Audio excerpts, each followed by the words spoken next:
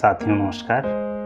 मैं डॉक्टर अंसार अपने YouTube channel school of law में आपका हार्दिक स्वागत, अभिनंदन एवं वंदन करता हूं। साथियों, आज का यह मेरा सेशन क्रिमिनल लॉ पे आधारित है।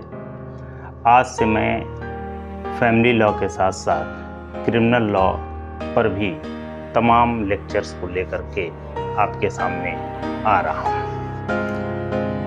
क्रिमिनल लॉ पे आज का जो मेरा पहला सेशन है वह है क्रिमिनल लॉ के हिस्टोरिकल डेवलपमेंट पे है, यानी क्रिमिनल लॉ का ऐतिहासिक विकास। क्रिमिनल लॉ में सबसे पहले हम लोग इंडियन पेनल कोड 1860 यानी भारतीय दंड संहिता 1860 के बारे में हम लोग अध्ययन करेंगे। सबसे पहले इंडियन पेनल कोड 1860 कैसे अस्तित्व में आया, इसके बारे में हम लोग पढ़ेंगे कि किस तरह भारतीय दंड संहिता यानी इंडियन पेनल कोड वर्तमान स्वरूप में आया। हालांकि साथियों, जैसा कि आप जानते हैं, एक नई दंड संहिता जिसका नाम भारतीय न्याय संहिता है, वह भी संसद में प्रस्तुत किया गया है एक विधेयक के रूप में, और अगर वह पास हो जाता है, पारित हो जाता है, तो ऐसी स्थिति में जो इंडियन पेनल कोड होगा वह अपने आप प्रभावहीन हो जाएगा, यानी अपने प्रभाव को खो देगा। लेकिन जब तक नया जो दंड संहिता है जिसका नाम भारतीय न्याय संहिता है वह संसद से पारित नहीं हो जाता और लागू नहीं हो जाता, तब तक हम पुराना इंडियन पेनल कोड ही पढ़ेंगे। देखिए, सबसे पहले हम दंड विधि की संकल्पना को देखेंगे, यानी कॉन्सेप्ट ऑफ क्रिमिनल लॉ। देखिए, वास्तव में जितनी पुरानी मानव सभ्यता है उतनी ही पुरानी दंड विधि की संकल्पना भी है। प्रत्येक युग में मानव जाति ने समाज के अस्तित्व को बनाए रखने के लिए दंड को आवश्यक माना था, चाहे वह प्राचीन युग हो, चाहे वह मध्य युग हो, चाहे वह आधुनिक युग हो। सभी युगों में समाज में विधि व्यवस्था को कायम रखने के लिए दंड को आवश्यक माना गया है। देखिए, जब लोग कबीलाई हुआ करते थे तो कबीले का एक सरदार होता था और दंड का निष्पादन भी कबीले का सरदार ही करता था। कोई भी अपराध जो कारित होती थी, यानी किसी भी अपराध के लिए जो कबीले का सरदार होता था वही दंड देता था। देखिए, जो कबीले का सरदार था वह दंड का निष्पादन कई रूपों में करता था। वह दंड का निष्पादन क्षतिपूर्ति के रूप में करता था या शारीरिक दंड के रूप में भी करता था। धीरे धीरे समाज का विकास होता है और सामाजिक समझौते का सिद्धांत लागू होता है। आप जानते हैं कि जो सामाजिक समझौते का सिद्धांत हुआ था उसके जनक ग्रोसस को माना जाता है, तथा इस सामाजिक समझौते के सिद्धांत को आगे बढ़ाने में जो प्रमुख भूमिका निभाई थी उसमें हॉब्स एंड लॉक का भी नाम प्रमुख रूप से लिया जाता है। सामाजिक समझौते का सिद्धांत लागू होता है, राज्य बनता है और अब दंड देने का जो अधिकार है वह राजा के हाथ में चला आता है। अर्थात दंड देने का अब जो अधिकार है वह राजा को प्राप्त हो जाता है। धीरे धीरे समाज का और विकास होता है, विधियां भी समाज के साथ विकसित होती हैं और धीरे धीरे धीरे विधियां विकसित होते होते एक विशेष अवस्था को प्राप्त करती हैं। अर्थात विधियां अभी लिखित स्वरूप में तो अस्तित्व में नहीं आती हैं, लेकिन निश्चित रूप से उसका परिमार्जित स्वरूप धीरे धीरे अस्तित्व में आने लगता है। अब भारत में आपराधिक विधि का जो इतिहास रहा है उसको हमें देखना होगा कि भारत में आपराधिक विधि का इतिहास क्या रहा है। जब भारत में हम आपराधिक विधि के इतिहास को पढ़ते हैं तो इसको हम 3 भागों में बांट करके पढ़ते हैं। पहला, प्राचीन हिंदू आपराधिक विधि, दूसरा मुस्लिम आपराधिक विधि और तीसरा है इंग्लिश आपराधिक विधि। अर्थात भारत में आपराधिक विधि का जो इतिहास है वह इन 3 कालखंडों से होकर के गुजरता है। देखिए, जहाँ तक प्राचीन हिंदू आपराधिक विधि का प्रश्न है, प्राचीन काल में जो आपराधिक विधियाँ थीं वह पहली बात लिखित में नहीं थी। लिखित में विधियाँ नहीं थीं, लेकिन दंड के रूप में क्षतिपूर्ति का भी प्रावधान था और साथ ही साथ फिजिकल पनिशमेंट यानी शारीरिक दंड का भी प्रावधान किया गया था। देखिए, सम्राट या राजा के लिए ऋषि का आदेश था कि राजा ऐसे व्यक्तियों को दंडित करे जो दंड के योग्य हों, अर्थात जो प्राकृतिक विधि का सिद्धांत था वह हावी था, यानी उसकी प्रधानता थी। प्राचीन भारत की 3 ऐसी विधि संहिताएं हैं जिसमें विभिन्न प्रकार से दंड का प्रावधान हमें देखने को मिलता है, जैसे अर्थशास्त्र, मनुस्मृति तथा याज्ञवल्क्य स्मृति। देखिए, इस संबंध में दंड यानी दंड के संबंध में ये तीनों जो स्मृतियां हैं वह तमाम दृष्टांतों को प्रस्तुत करती हैं। मनुस्मृति में यह कहा गया है कि अपराधी को दंड देने में विफल रहने वाला राजा तथा अन अपराधी को या निर्दोष को दंड देने वाला राजा या सम्राट वह नरक को प्राप्त करेगा। देखिए, प्राचीन हिंदू जो आपराधिक विधि थी उसमें जो दंड का स्वरूप था वह कई रूपों में था। निंदा के रूप में था, कारावास के रूप में था, निष्कासन के रूप में था, मृत्यु के रूप में था, अंगभंग के रूप में था। लेकिन ब्राह्मणों को अपेक्षाकृत कम दंड दिया जाता था। लेकिन ऐसा नहीं था कि जो ब्राह्मणों को दंड दिया जाता था वह मृत्युदंड से भी कम था, यानी मृत्युदंड से कम था, ऐसा नहीं कह सकते।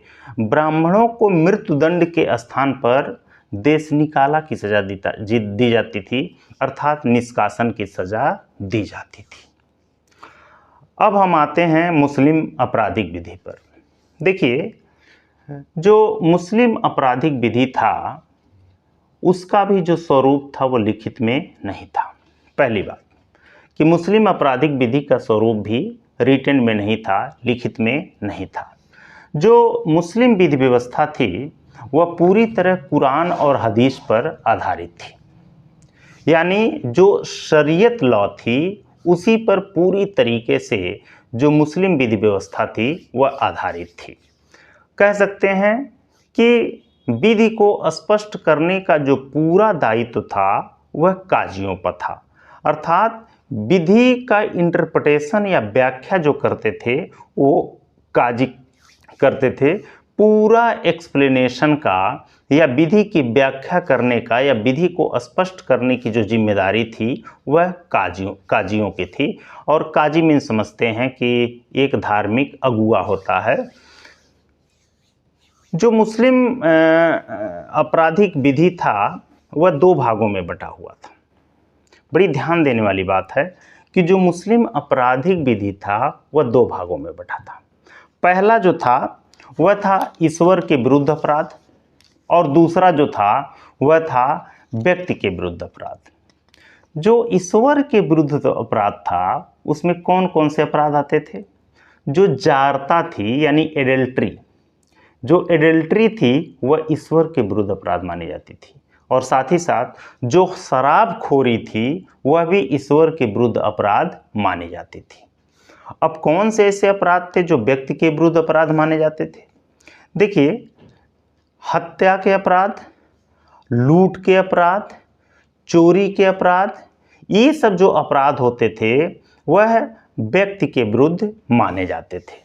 जो ईश्वर के विरुद्ध अपराध होता था यह सार्वजनिक अपराध होता था और जो दोषी होता था वह समाज द्वारा दंडित किया जाता था। लेकिन जो व्यक्ति के विरुद्ध अपराध था यह पर्सनल था, यह व्यक्तिगत था, अर्थात जो क्षतिग्रस्त व्यक्ति होता था उसी के द्वारा दंड दिया जाता था तथा अगर वह चाहे तो उसके लिए माफ़ी भी दे सकता था। कहने का मतलब ये है कि जो क्षतिग्रस्त, जिस व्यक्ति को क्षति पहुंची होती थी, इंजरी पहुंची होती थी, अगर वह चाहता था तो इंजरी पहुंचाने वाले अपराधी को वह दंडित भी कर सकता था और चाहे तो उसे माफ़ी भी दे सकता था। देखिए, जो अपराध थे उनके लिए 4 प्रकार के दंडों को स्वीकार किया गया था। ये 4 प्रकार के दंड कौन कौन से थे? पहला जो दंड था वह किसासे, दूसरा द्यूत, तीसरा हद और चौथा ताजीर या सियासा था। देखिए, जो किसासे था उसे प्रतिशोध की संतुष्टि कहा जाता है। किसासे मीन्स प्रतिशोध की संतुष्टि, यानी प्रतिशोध की संतुष्टि के लिए जो दंड दिया जाता था उसे किसासे कहा जाता था। दूसरा क्या था? द्यूत, यानी दिया भी इसको कहा जाता है, इसका मतलब होता है रक्त का मूल्य। तीसरा जो दंड था वह हद था, जिसे विशेष अपराधी के लिए विशेष दंड का प्रावधान कहा जाता है, यानी विशेष अपराधियों के लिए विशेष दंड का प्रावधान था। और चौथा ताजीर या सियासा था, जिसे विवेकाधीन दंड के नाम से जाना जाता था। देखिए, यौन अपराध बहुत ही गंभीर अपराध माना जाता था और यौन अपराधों के लिए बहुत ही क्रूर सजा दी जाती थी। अर्थात यौन अपराध के लिए पत्थरों से सार्वजनिक रूप से पिटाई की जाती थी। यानी कहने का मतलब ये है कि यौन अपराध जो लोग करते थे उनकी पत्थरों से सार्वजनिक रूप से पिटाई की जाती थी। जो चोरी का अपराध था उसके लिए अंग भंग किया जाता था, यानी चोर ने, अगर किसी व्यक्ति ने चोरी की है तो उसके अंग भंग, हाथ को काट लिए जाते थे। और तीसरा, जहां तक दंड के निष्पादन का प्रश्न है तो दंड का निष्पादन मृतक के सगे संबंधियों पर हुआ करता था। राजा या शासक दंड का निष्पादन नहीं करता था, मृतक के सगे संबंधी ही दंड का निष्पादन करते थे। वह चाहते थे तो दंड देते थे और वो चाहते थे तो मुआफ़ी भी दे देते थे। आप कह सकते हैं कि मुस्लिम पीरियड में जो दंड विधि थी वह पूरी तरीके से कुरान और हदीस पर आधारित थी, यानी शरीयत विधि पर आधारित थी। और आप ये भी कह सकते हैं कि बहुत ही कठोर दंड का प्रावधान किया गया था। अब भारत में ईस्ट इंडिया कंपनी की स्थापना होती है। आप जानते हैं कि 16वीं शताब्दी में महारानी एलिजाबेथ के एक राजलेख के द्वारा, एक चार्टर के द्वारा भारत में ईस्ट इंडिया कंपनी की स्थापना होती है और उसके द्वारा भारत में 15 वर्षों के लिए व्यापार करने का अधिकार उसको मिल जाता है। भारत में अंग्रेज आते हैं और धीरे धीरे उनकी शासन व्यवस्था भारत में स्थापित होने लगती है। अंग्रेजों की शासन व्यवस्था जब भारत में स्थापित हो जाती है तो वे भी अब अपने तरीके से विधियों की व्याख्या करना शुरू कर देते हैं। कहने का मतलब ये है कि अब हम यह देखेंगे कि इंग्लिश आपराधिक विधि का नेचर कैसा था। देखिए, ईस्ट इंडिया कंपनी की स्थापना के बाद भी भारत में मुस्लिम काल के दंड विधि का ही प्रचलन था, अर्थात मुस्लिम काल का ही दंड विधि प्रचलन में थी। जैसे जैसे अंग्रेजी शासन स्थापित होता गया वैसे वैसे जो मुस्लिम दंड विधि था उसका दोष प्रकट होने लगा और अब सुधार की ज़रूरत महसूस होने लगी। और सुधार का जो प्रथम प्रयास किया जाता है वह वारेन हेस्टिंग के द्वारा किया जाता है, क्योंकि वारेन हेस्टिंग जो चोरी के लिए अंग भंग का प्रावधान था या जो सार्वजनिक पिटाई का प्रावधान था, वह इसे इतना अव्यवहारिक मानता था और बर्बरतापूर्ण मानता था कि वह कहता था कि यह कितना बर्बरतापूर्ण है कि यदि पति की हत्या के लिए कोई स्त्री या कोई पत्नी दोषी पाई जाती है तो वह अपने पुत्र के द्वारा ही मृत्युदंड की सजा पाती है। वॉरेन हेस्टिंग ने सुधार का जो सर्वप्रथम प्रयास शुरू किया, उसमें डकैती के लिए जो अंग भंग की सजा थी उसे वॉरेन हेस्टिंग ने सर्वप्रथम समाप्त कर दिया। यानी चोरी या डकैती के लिए जो अंग भंग की सजा का प्रावधान था उसे वॉरेन हेस्टिंग ने ख़त्म कर दिया। जो दूसरा प्रयास इंग्लिश पीरियड में होता है वह लॉर्ड कॉर्नवालिस के द्वारा होता है, और लॉर्ड कॉर्नवालिस ने जो प्रथम प्रयास किया वह जो मानववध था उसके नेचर को बदल दिया। यानी जिस होमिसाइड के अपराध के लिए, मानववध के अपराध के लिए जो दंड का नेचर था, यानी दंड सगे संबंधियों के द्वारा दिया जाता था, उसको उसने बदल दिया और कह दिया कि अब होमिसाइड जो मानववध होगा वह व्यक्तिगत नहीं होगा, यानी ये व्यक्तिगत अपराध नहीं होगा, बल्कि अब उससे उसने सार्वजनिक अपराध कर दिया। और यह प्रावधान कर दिया कि अब होमिसाइड के अपराध के लिए कोई सगा संबंधी दंड देने की योग्यता नहीं रखेगा या उसे दंड देने का कोई अधिकार नहीं होगा। देखिए, अंग्रेजी शासनकाल की में दंड विधि की कुछ कमियां भी थीं, और अंग्रेजी शासनकाल में जो मुस्लिम आपराधिक विधि का प्रवर्तन था वह एक जैसा नहीं था। 3 प्रेसिडेंसी नगर थे उस समय, जिसमें मुंबई था, कलकत्ता था और मद्रास था। इन 3 प्रेसिडेंसी नगरों में जो आंग्ल संशोधित विधि थी वह लागू होती थी। बाकी जो क्षेत्र थे, जिसे मुफस्सिल क्षेत्र भी कहा जाता था, वहाँ पे वही पुरानी मुस्लिम दंड विधि लागू होती थी। परिणाम इसका यह हुआ कि अलग अलग सूबों में अलग अलग अब नियम लागू होने लगे। अर्थात जो प्रेसिडेंसी नगर थे उसमें जो संशोधित आंग्ल विधि थे वह लागू हो रहे थे, और जो नगर क्षेत्र के बाहर के हिस्से इलाके थे जिसे मुफस्सिल क्षेत्र कहा जाता था, वहाँ पे वही पुरानी मुस्लिम आपराधिक विधि लागू होती थी। परंतु अब स्थितियां बदलती हैं और विभिन्न प्रांतों का विकेंद्रीकरण होता है, तो विभिन्न जो प्रांतों में जो विभिन्न प्रकार की विधियां लागू थीं उसकी तमाम कमियां उभर करके सामने आने लगती हैं और वो कमियां अब दिखने लगती हैं।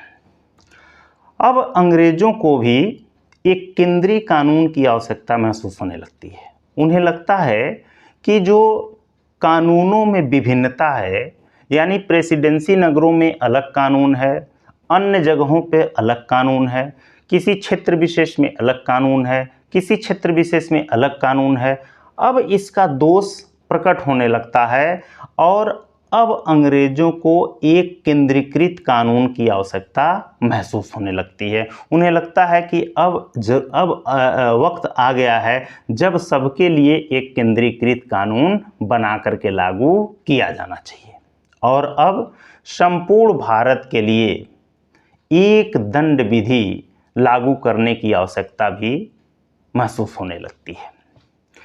देखिए, दंड विधि को बनाने का जो प्रथम श्रेय जाता है, एक छोटी सी दंड विधि बनी थी जो मुंबई राज्य में बनी थी, मुंबई प्रांत में बनी थी, और यह जो प्रथम दंड संहिता थी वह मुंबई प्रांत का गवर्नर एल्फिंटस ने बनवाया था। यानी एल्फिंटस के नेतृत्व में पहली लिखित दंड संहिता बनी थी जिसे एल्फिंटस संहिता के नाम से जाना जाता है। यह जो संहिता थी यह एक्चुअल में दंड संहिता का एक खाका स्वरूप था, और इसमें टोटल 41 धाराएं थीं। आप जानते हैं कि 1833 में चार्टर अधिनियम लागू होता है और संपूर्ण भारत के लिए एक विधिनांग का सृजन किए जाने का प्रावधान शुरू किया जाता है तथा संपूर्ण भारत के लिए अब विधि बनाने की शुरुआत हो जाती है। 1834 में जो तत्कालिक विधि आयोग होता है, लॉ कमीशन होता है, उसके सदस्य होते हैं लॉर्ड मैकाले, और लॉर्ड मैकाले के नेतृत्व में 1834 में ही प्रथम विधि आयोग का गठन होता है। यानी 1834 में तत्कालिक विधि आयोग के सदस्य लॉर्ड मैकाले के नेतृत्व में प्रथम विधि आयोग का गठन होता है। इस आयोग के चेयरपर्सन लॉर्ड मैकाले को बनाया जाता है तथा इसके 3 अन्य सदस्य भी होते हैं, जिनमें सर्वश्री मैक्लियोड, एंडरसन और मिलट होते हैं। अर्थात चेयरपर्सन को लेकर के 4 सदस्यीय एक विधि आयोग 1834 में गठित की जाती है और दंड विधि पर एक संहिता यानी एक ड्राफ्ट तैयार करने की जिम्मेदारी प्रथम विधि आयोग को दी जाती है। आयोग द्वारा दंड विधि पर एक ड्राफ्ट तैयार किया जाता है तथा इसे गवर्नर जनरल की काउंसिल में 14 अक्टूबर 1837 को पेश किया जाता है। गवर्नर जनरल की काउंसिल ने इस ड्राफ्ट में कई संशोधन किए और कई संशोधनों से गुजरता हुआ यह पूरा ड्राफ्ट 1850 में बन करके तैयार हो जाता है तथा जब 1850 में बन के तैयार हो जाता है तो इसे 1856 में लेजिस्लेटिव काउंसिल में प्रस्तुत किया जाता है।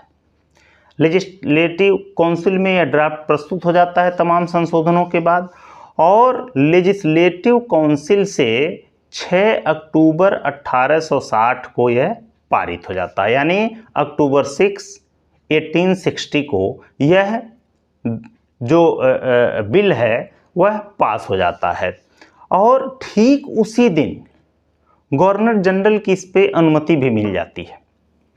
6 अक्टूबर 1860 को यह लेजिस्लेटिव काउंसिल से पास होता है और सेम डे गवर्नर जनरल की इस पे अनुमति भी मिल जाती है। इसका नाम द इंडियन पेनल कोड 1860 रखा जाता है, यानी भारतीय दंड संहिता 1860। लेकिन यह 1860 में लागू नहीं होता है, यह लागू होता है जनवरी 1, 1862 को। यानी यह जो भारतीय दंड संहिता है यह 1860 में गवर्नर जनरल की अनुमति के साथ बन के तैयार हो जाता है, लेकिन 2 साल बाद 1 जनवरी 1862 को यह लागू होता है। परीक्षा की दृष्टि से ये बड़ा ही महत्वपूर्ण है कि भारतीय दंड संहिता कब लागू हुआ था। अब भारतीय दंड संहिता बन के तैयार हो गया, 1 जनवरी 1862 से यह लागू भी हो गया। आइए अब हम भारतीय दंड संहिता की सामान्य बातों का अध्ययन करते हैं कि इसमें कौन सी सामान्य बातें हैं।